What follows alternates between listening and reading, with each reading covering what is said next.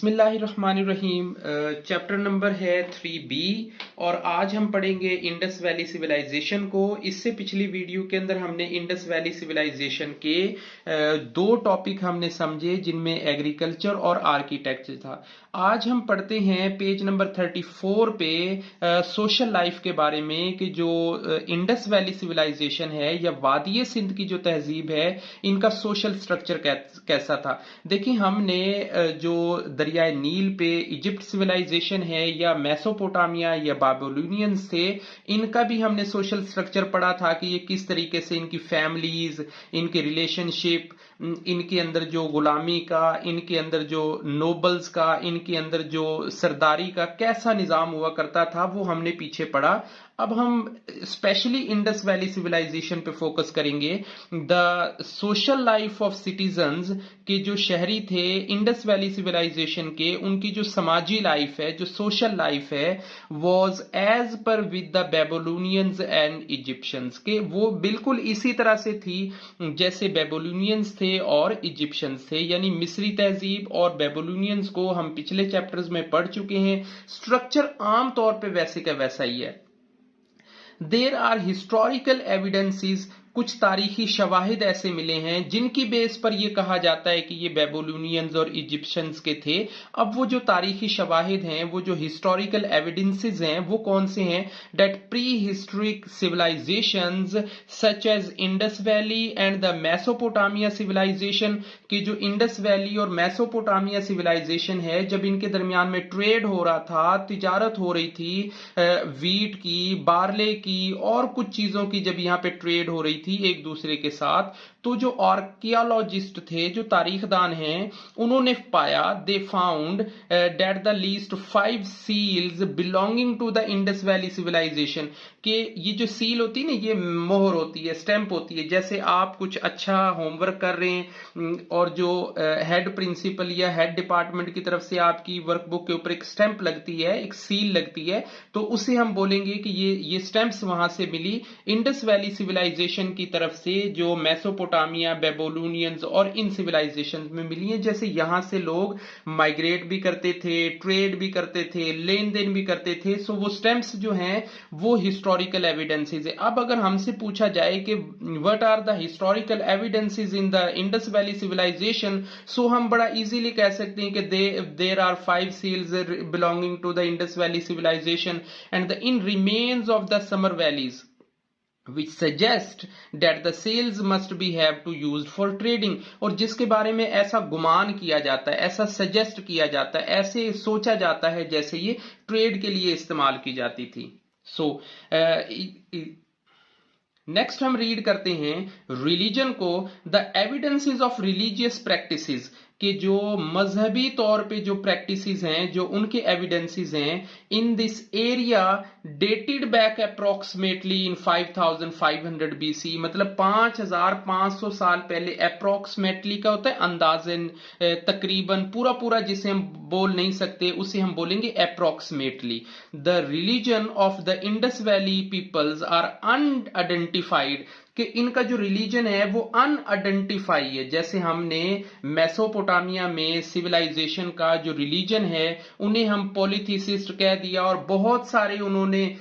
God's अपने बनाए हुए थे। मिस्र के अंदर भी हमने ये पढ़ लिया, लेकिन यहां पे एक नया वर्ड हमें अनआइडेंटिफाई का देखने को मिला कि ये तकरीबन ना क्लियर नहीं हो पा रहा कि उनका क्या था।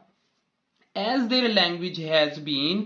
deciphered, deciphered कहते हैं किसी चीज को समझाना, समझना, अंडरस्टैंड करना, नॉलेज, किसी चीज के बारे में मालूमात हासिल करना। So they assume to be polytheist, कि जो ये इनकी लैंग्वेज थी उसके हिसाब से हमने ये समझा, ये जानने की कोशिश की कि जैसे ये पॉलिथिसिस्ट हैं, ये बहुत सारे खुदाओं को मानते हैं। Status statue of the priest king found in the excavation site shows the practices from the sort of the religion, के ये प्रैक्टिस देखी गई। एक ये जो सामने स्टैच्यू आप देख रहे हैं, ये एक तस्वीर बना के स्टैच्यू रखा गया जो कि इनके प्रीस्ट, जो किंग थे, जो इनके बड़े पादरी थे, उनका ये स्टैच्यू है जिसके बारे में ये गुमान किया जा सकता है, ये सोचा जा सकता है कि जैसे इनके दरमियान में बुत परस्ती का जो एलिमेंट था वो मौजूद था। A large number of small female figurines, ये जो मुजस्मे होते हैं, ये जो बुत होते हैं ना, ये जो छोटे छोटे मुजस्मे बना लेते हैं, गुड़िया बना लेते हैं, ये छोटे छोटे स्टैच्यू बना लेते हैं, फिगरिन्स कहते हैं उनको। ये जो फीमेल अवेलेबल हुई हैं एक्सिबिशन से इंडस वैली सिविलाइजेशन में, विच इंडिकेट्स, जो हमें इस बात का इशारा करते हैं, ये जो हमें गाइड करते हैं, ये जो हमें सजेस्ट करते हैं that the people worshipped mother gods, के उनके अंदर जो खवातीन या जो औरत की पूजा करने के बारे में भी कुछ एलिमेंट वहां पे पाए गए फॉर अबंडेंट हार्वेस्ट, के कसरत से जो खेती बाड़ी हो जाए, कसरत से फसलें हो जाएं, ज्यादा पैदावार हो जाए, उसकी नीयत रख के ये उन बुतों की पूजा करते थे कि वहां पे जो उनकी ख्वाहिशात पूरी की जाएं। एक हमारे सामने टॉपिक अब आता है यहाँ पे, हम देख रहे हैं मेटल्स का। जैसे कि हमने पिछली सिविलाइजेशंस में मेटल्स के बारे में पढ़ा, सो मेटल से ये है कि स्मॉल क्वांटिटी ऑफ कॉपर, यानी कॉपर की बहुत थोड़ी सी मिकदार, ब्रोंज यानी कांसी की बहुत थोड़ी मिकदार, and gold have been found in the Indus valley civilization, के जो जो जो वादी सिंध की तहजीब है वहां से कॉपर, ब्रोंज और गोल्ड की थोड़ी मिकदार मिली है। सो sculpture of the dancing girl and the artifact proved that the craftsmen were highly skilled, कि यहाँ पे जो कुछ ढांचे मिले, जो कुछ मुजस्मे मिले, एक डांसिंग गर्ल का जो आर्टफैक्ट मिला, एक ढांचा, एक समझ लें कि एक स्टैच्यू मिला, उससे ये बात हमारी समझ में आती है कि ये लोग हाईली स्किल्ड थे, बड़ा इनको तजर्बा था, ये अपने क्राफ्ट को बड़े अच्छे तरीके से करते थे, यानी ये कॉपीज या चीजों को बड़े अच्छे से मैन्युफैक्चर करते थे। A great number of metal tools weapon found in the weak and the poor quality, कि जो यहाँ पे कुछ टूल्स मिले हैं, जो एग्रीकल्चर से रिलेटेड टूल मिले हैं, ये कुछ वेपन्स मिले हैं, वो बड़ी पोर कंडीशन में मिले हैं, उनकी जो हालत है वो इतनी अच्छी नहीं थी, मतलब ये मेटल को इतने अच्छे से प्योरीफाई नहीं कर पाए थे, सो उनकी जो कंडीशन है वो अच्छी नहीं थी, इतनी कोई खास नहीं थी, यानी ये मेटल के हवाले से थोड़ा वीक थे, कमजोर थे, यानी ये ज्यादा ही कोई महजिब किस्म की सोसाइटी थी। अब राइटिंग स्किल के हवाले से बात हम करते हैं। The Indus Valley script has one of the 4 earliest written scripts, के मतलब जो 4 सबसे कदीम तरीन, सबसे पहले रिटन स्क्रिप्ट है, उनमें से एक पाया जाता है इंडस वैली सिविलाइजेशन का।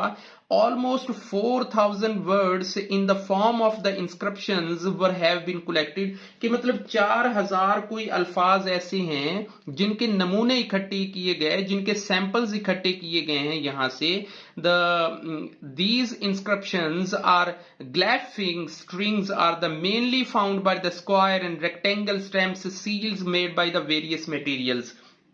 कि ये अक्सर और बेशतर ना शक्लें बनी होती थी, कुछ ढांचे बने होते थे रेक्टेंगल के, स्क्वायर्स के, और ऐसी स्टैम्प्स हमें मिली हैं देखने को जो इस शेप में बनी होती थी। सम आर इंस्क्राइब्ड, इंस्क्राइब्ड कहते हैं किसी चीज को रिटन शेप में लाना, किसी चीज को तफसील से बताना, किसी चीज को ग्रूव करना, यानी किसी चीज को एक्सप्लेन करना। Some are inscribed on copper, यानी इन स्टैम्प्स में से, इन वर्ड्स में से, इन इंस्क्रिप्शंस में से कुछ इंस्क्राइब्ड थी कॉपर के ऊपर, क्ले टैबलेट के ऊपर, जैसे हमने जो बेबीलोनियन सिविलाइजेशन के अंदर क्ले टैबलेट के बारे में पढ़ा था, इसके अलावा दूसरी मेसोपोटामिया में, और इसके अलावा हमने इजिप्ट सिविलाइजेशन में भी पढ़ा। सो यहाँ पे भी क्ले टैबलेट मौजूद थे, कि वो जो मट्टी का एक होती है प्लेट टाइप बना लेते थे, वो तख्ती टाइप बना लेते थे और उस पे वो लिख लेते थे। Some are scribed on metals artifact and the pottery, और कुछ जो हैं वो लिखे जाते थे मेटल पे, आर्टिफैक्ट यानी ढांचे बनाए जाते थे, शक्लें बनाई जाती थी पोट्री के ऊपर, यानी जो मट्टी से जो काम हो रहा था। गवर्नेंस के बारे में हम रीड करते हैं तो हमें ये पता चलता है, अकॉर्डिंग टू द हिस्टोरियंस, यानी तारीखदान हमें ये बताते हैं, the people of the Indus valley were ruled by the priest, कि यहाँ पे जो लोग हुकूमत करते थे, उनके ऊपर जो हुकूमत की जाती थी इंडस वैली सिविलाइजेशन पे, ये जो प्रीस्ट होते थे, ये जो पादरी होते थे, या जो मजहबी रहनुमा होते थे, वो हुकूमत करते थे। दे shows the connection between the religious and government, इससे हमें ये पता चलता है कि गवर्नमेंट और रिलीजियन रीजन के अंदर बड़ा स्ट्रॉन्ग किस्म का बॉन्डिंग एक थी। However historians believe that as the Indus valley civilization was spread over the large area, कि चूंकि ये एक बड़े एरिया पे फैली हुई थी ये सिविलाइजेशन, इसकी आबादी बहुत ज्यादा दूर तक थी। सो जो हिस्टोरियंस हैं वो ये बात मानते हैं that there were administrative system in place और gone such as large settlements, के यहाँ पे कोई लार्ज सिस्टम ऐसा सेटलमेंट्स का था, यहाँ पे कोई ऐसा एडमिनिस्ट्रेटिव सिस्टम था जिसकी वजह से ये इतनी ज्यादा फैल गई थी, इसे वुसअत मिल गई थी, आबादकारी हो गई थी। A few weapons have been excavated, कि कुछ जो वेपन्स हैं, कुछ जो औजार हैं लड़ाई झगड़ा करने के, तीर के, भाले, वो और कुछ चीजें वो भी मिले हैं। It is believed that it's the peaceful civilization, और ये मानने में आता है, देखिए अगर जहां से वेपन ज्यादा मिलेंगे इसका मतलब वो इन्वेडर से ज्यादा इफेक्टेड होंगे, वहां पे लड़ाइयां और झगड़े ज्यादा हो रहे होंगे। सो यहाँ पे ये था कि ये एक बड़ी पीसफुल सी सोसाइटी थी। इस वीडियो के अंदर हम 34 नंबर पेज तक हम पढ़ेंगे इंशाल्लाह। नेक्स्ट वीडियो में हम 35 नंबर पेज और उससे अगली वीडियो के अंदर हम अपने चैप्टर को नेक्स्ट आगे लेके चलेंगे। तब तक के लिए अल्लाह हाफिज, अपना ख्याल रखिएगा।